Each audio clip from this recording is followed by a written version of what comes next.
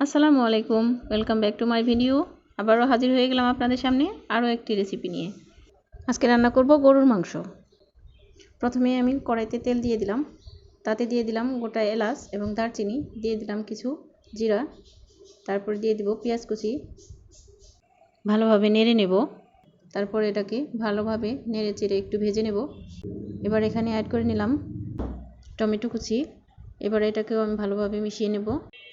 Add করে নেব স্বাদ মতো লবণ এবং দিয়ে দেব একটু হলুদ গুঁড়া, দিয়ে দেব মরিচের গুঁড়া, এবার দিয়ে দেব ধনিয়া গুঁড়া, তারপর দিয়ে দিচ্ছি আদা রসুনের পেস্ট।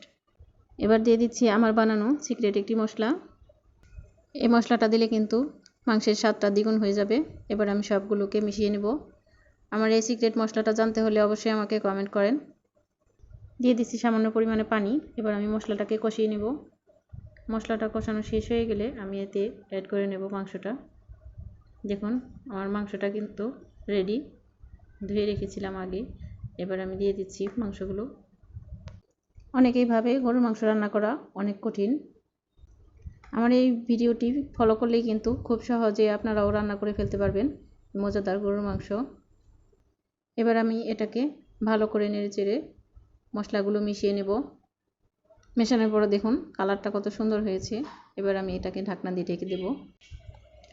একটু পরপর কিন্তু ঢাকনাটা খুলে মাংসটাকে ভালোভাবে একটু নেড়ে চেড়ে দিতে হবে, তা না হলে কিন্তু নিচে লেগে যাবে। দেখুন কালারটা কিন্তু অনেক সুন্দর হয়েছে আর এর গ্রানটা কিন্তু বেশ লাগছে। এবার দেখুন আমার মাংসটা কষানো কিন্তু হয়ে এসেছে। কত সুন্দর হয়েছে, কালারটা কত সুন্দর হয়েছে, দেখতে কিন্তু বেশ লাগছে। এবার আমি এতে কিছু আলু অ্যাড করে নেব। আলু খেতে আমি ভীষণ ভালোবাসি। মাংসের মধ্যে 2-1 টুকরা আলু থাকলে কিন্তু আমার বেশ লাগে। এভাবে নেড়ে চেড়ে এটাকেও আমি মিশিয়ে নিচ্ছি। কিছু সময়ের জন্য ঢাকনা দিয়ে রেখেছি। দেখুন আমার কষানোটা কিন্তু শেষ হয়ে গেছে। এবার আমি এখানে ঝোলের জন্য পানি দিয়ে দিচ্ছি পরিমাণ মতো। ঝোলটা দেওয়ার পরে এটাকে আমি ভালোভাবে নেড়ে চেড়ে মিশিয়ে দেব, তারপর ঢাকনা দিয়ে ঢেকে দেব।